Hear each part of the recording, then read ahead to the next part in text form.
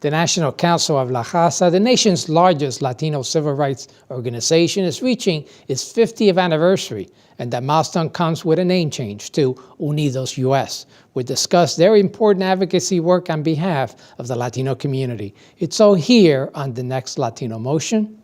Join us. Choose to get lost in the woods, to gain experience in forest management. Choose to travel through time, to understand the past.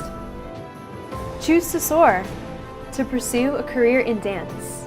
Stockton University offers 50 high-quality academic programs, small class sizes, and affordable tuition. Choose to match your interests and talents at one of New Jersey's nationally ranked universities.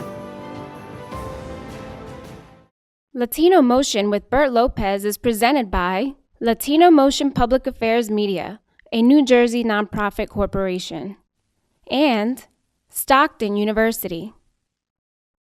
This edition of Latino Motion with Bert Lopez is brought to you by the HD Studios at the campus of Stockton University. Funding for Latino Motion is provided by Atlanticare, healthcare you can believe in.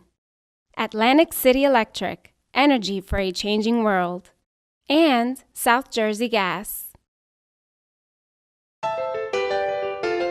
Welcome to Latino Motion, a weekly interview show highlighting issues impacting New Jersey's Latino community while advancing understanding of Latino cultural heritage and contributions to our society.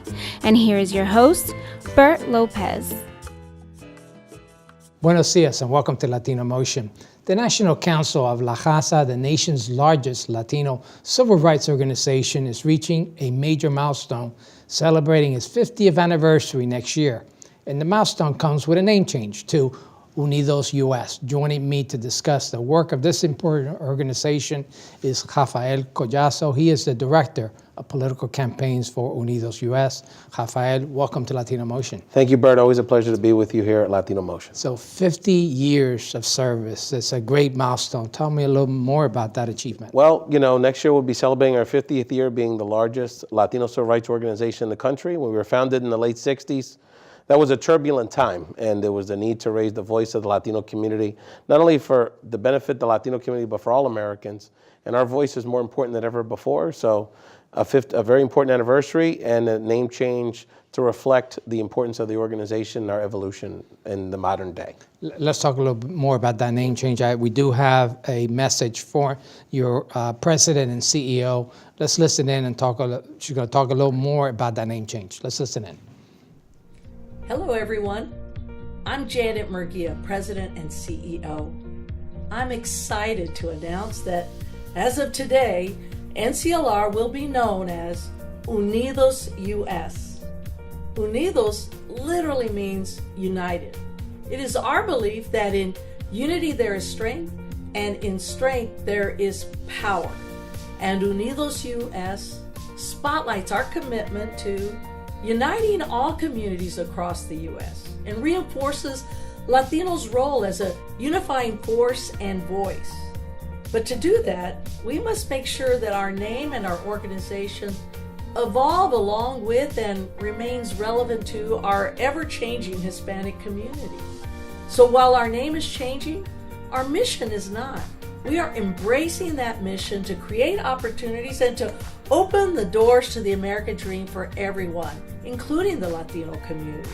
We are building on a solid foundation of legacy of impact and positive change that we can be proud of. Together with our affiliates and partners, we will continue to build a stronger America by creating opportunities for Hispanics. We took the decision to change our name very seriously. And in fact, it was the very people we work alongside with and for, our country's diverse and vibrant Latino community, that led us to UnidosUS. Unidos is a call to action for all Hispanics, but also signals a message for others to join us and to come together, united in the best interests of our country and all Americans.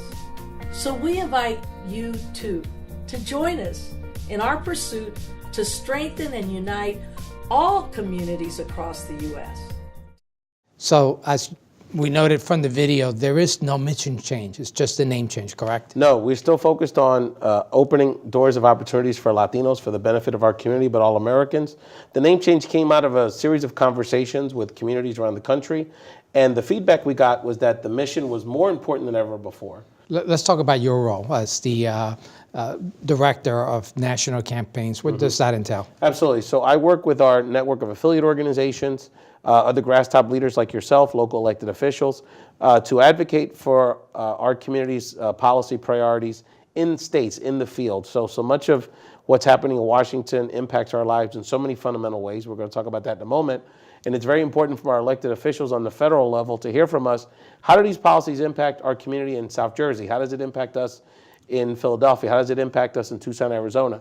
So I coordinate those efforts that we work with throughout the country in states that have the largest Latino populations, particularly in the Northeast Coast and in the Southwest states, to elevate our voices. So we have town halls, forums, voter registration drives, community forums, so to raise our voice and share our stories. And just as important, this is a nonprofit organization. You're nonpartisan, yes. correct? So yeah, what we're going to discuss today is really about our issues and our agenda. It's not about candidates or parties. Well, let's get right to that. So we're going to take a quick break. We'll be right back with more Latino Motion.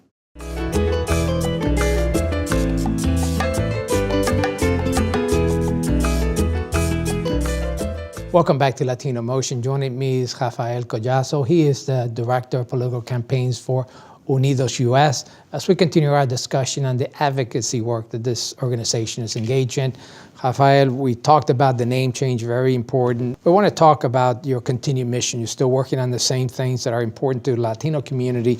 And one of the big issues is the budget, the U.S. budget. Let's talk about your engagement in advocacy for the budget. Our federal budget is a statement of our nation's values.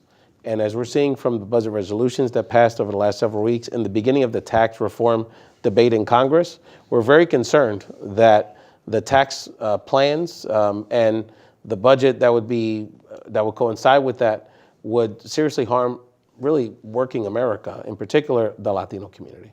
In what ways? Well, many ways. The first is that the tax reform plans that are being proposed would provide massive tax cuts. Now, we already have a large deficit, so that would not only increase the deficit of our country, but those tax cuts would go overwhelmingly to the wealthiest Americans. So under the plans that we're analyzing that the House revealed last week, your average American would only receive $300-400 tax cut, whereas the top 1% of our wealthiest Americans in the country would receive a $50,000 tax cut. Yeah. So the question is, how does a tax plan that essentially barely touches, really helps middle-class Americans, for what purpose? And then the budget resolution that was passed a few weeks ago, we see some of those answers. So where's that money going to come from that's now being taken out of the tax pool?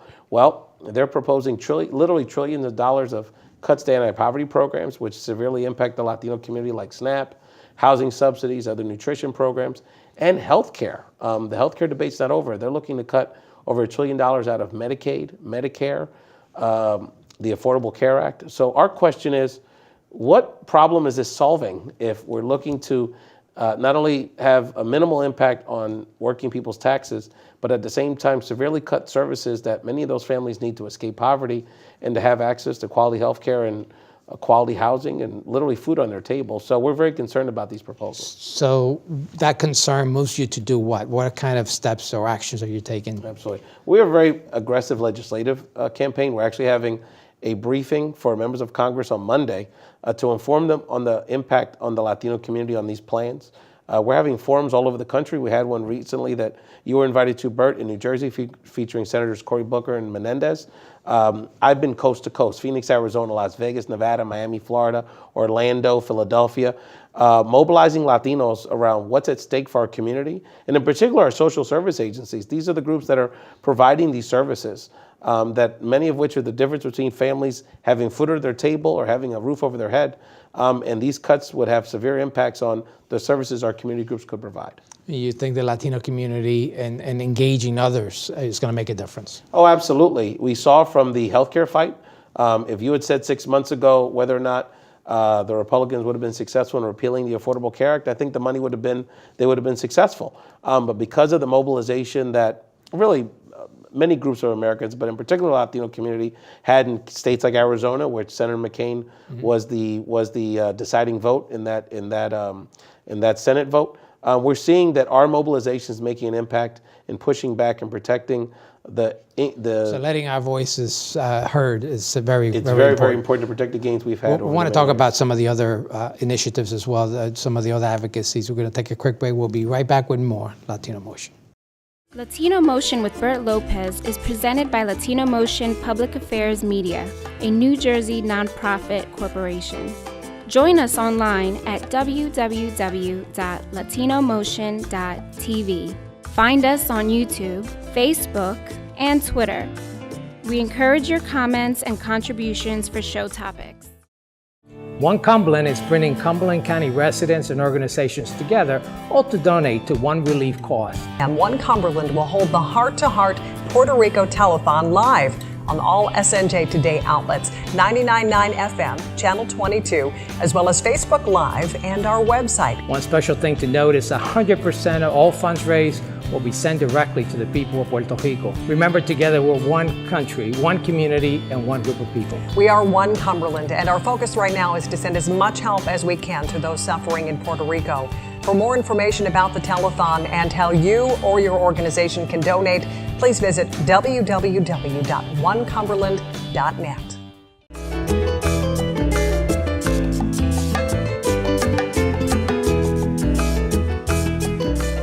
Welcome back to Latino Motion. Joining me is Rafael Collazo with UnidosUS as we continue our discussion on the advocacy efforts. Ralph, a lot of things happening. You're involved in a lot of things. But one of the critical things that's happening right now is the disaster in Puerto Rico. Tell me a little bit about how UnidosUS is engaged. Well, UnidosUS views it for what it is, a humanitarian crisis impacting millions of U.S. citizens, and so we need to respond in kind.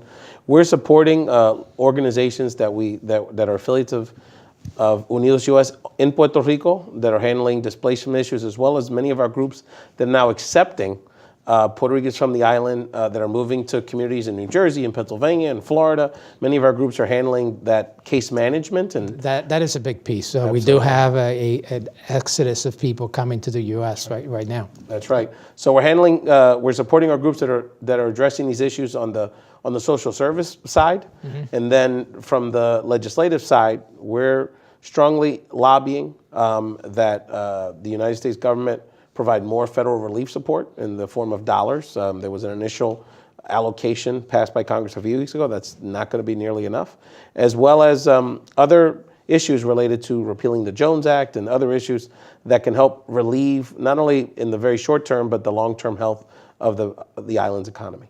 Everyone's mentioned the Jones Act. How is that going to help?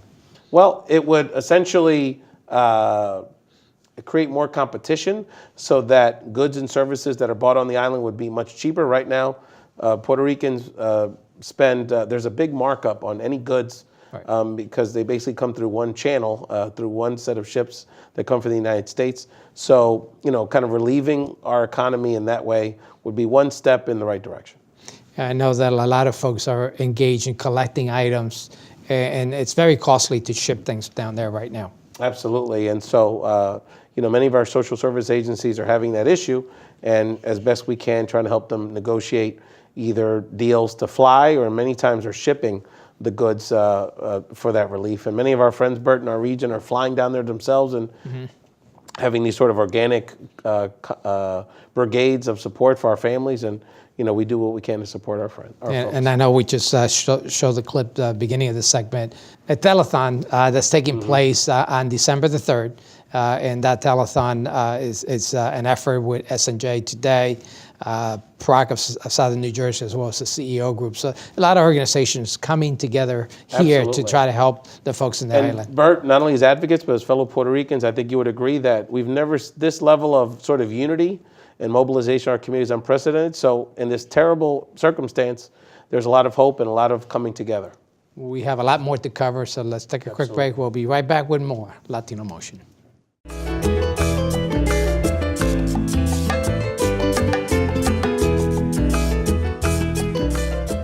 Welcome back to Latino Motion. I'm joined once again with Ralph Cajasso. He is with UnidosUS as we continue our discussion on their advocacy efforts, and particularly in the immigration. Let's talk about immigration. It's a big subject, and your organization is heavily involved with that, particularly with DACA. Absolutely. We've seen this administration use immigration as a major wedge issue, unfortunately, to divide our country. And with increased deportations and the recent repeal of the deferred action for childhood arrivals, yet another example of putting more of our fellow neighbors and friends in sort of political limbo.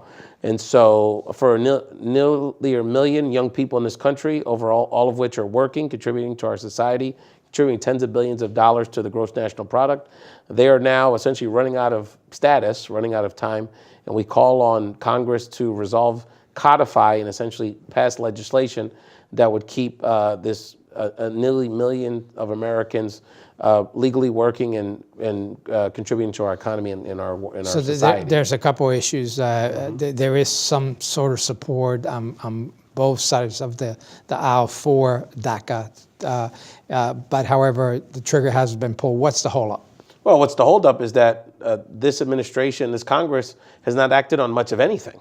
And so as the budget and tax debate evolves, what we're looking to see is for the relief of DACA and be able to, for these young people to remain in the country, to be part of this end of year legislative package, which includes tax reform and budget allocation. So there's an opportunity to take leadership. And like you said, there is seemingly bipartisan support, but we need them to get to work and cut this deal. Well, there's another issue, obviously, is the fact that there's a deadline. That deadline was extended, and we're facing an issue here where it could reach the deadline before Congress act. You're also advocating to see if you could get the deadline extended. Well, not necessarily the deadline extended, but what we'd like to see by the deadline is not only a sensible tax reform and a budget that works for all Americans, but as part of our largest legislative package to have DACA become law. And so there's no reason why this couldn't become law as a clean bill, sort of separately. They could pass DREAM Act legislation tomorrow if they wanted to, frankly. But at the very least, as part of the larger budget and tax reform packages, to have DACA be passed into law. You're also working on some other immigration issues. I understand there's some deadlines for those who had received temporary status from Central America. Tell me where that stands. Yes, so TPS, temporary protection status, the administration announced that the status will not be extended for a group of people from Nicaragua and Haiti. So unfortunately, that's a group of people that are now again in limbo. The community who have TPS from Honduras has been extended for 6 months. And the announcement on the deadline for the El Salvadoran community, which is the largest Latin American group of immigrants that received a TPS status, is up in January. So very concerned, again, another seemingly illogical attack on immigrants that are contributing to our society. And the other thing I wanted to share with you, Bert, very quickly is that it's even impacting tax reform. There's a provision in the current tax proposal that would deny millions of immigrant taxpayers access to child tax credit. That impacts 4 million U.S. citizen children, again, creating almost a second-class tax status, second-class policy status for the Latino community. That's a very critical issue. We're going to actually come back to that issue. Right. We're going to take a quick break. We'll be right back with more Latino Motion.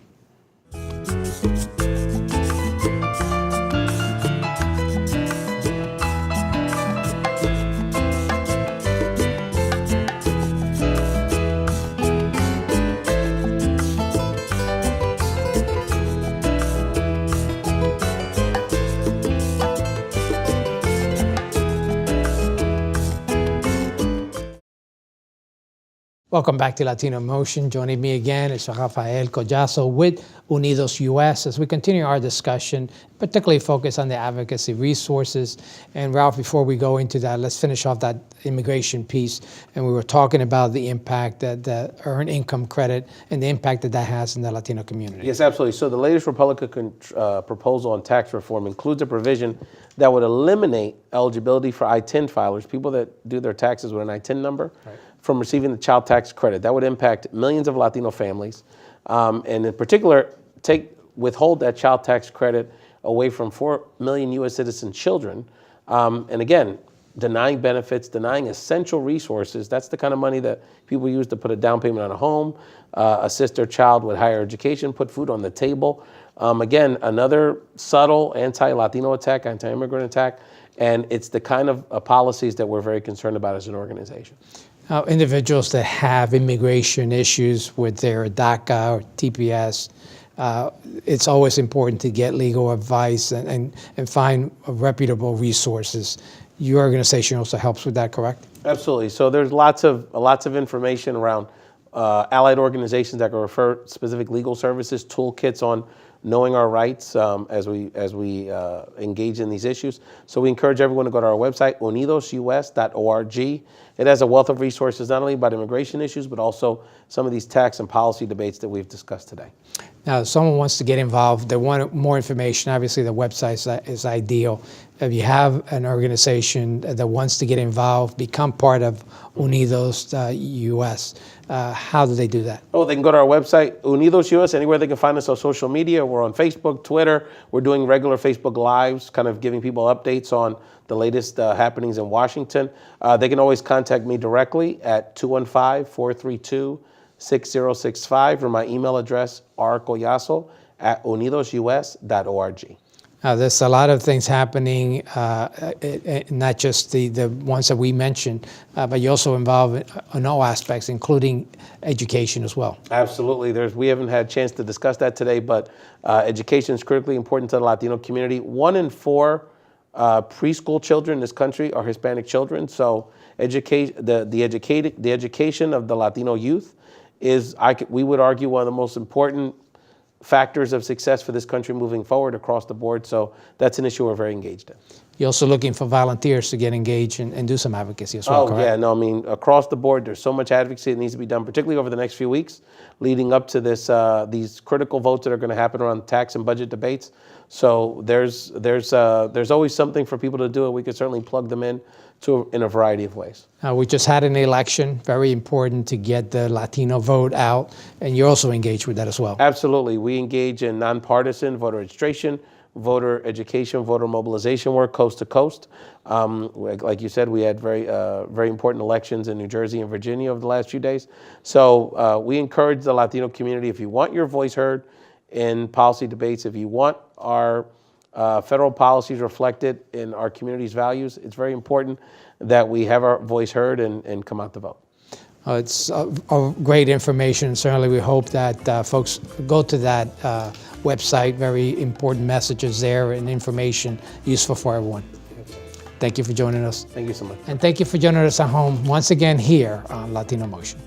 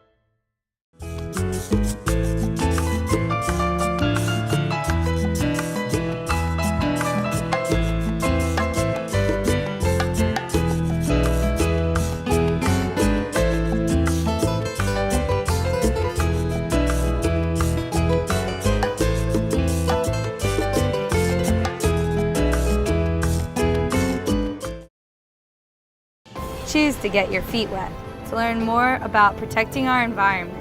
Choose to read minds, to understand the human brain.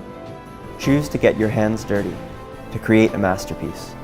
Stockton University offers 50 high-quality academic programs, small class sizes, and affordable tuition. Choose to match your interests and talents at one of New Jersey's nationally ranked universities.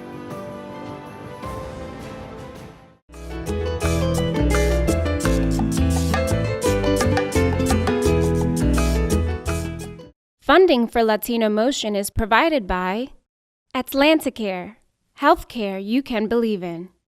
Atlantic City Electric, energy for a changing world. And South Jersey Gas.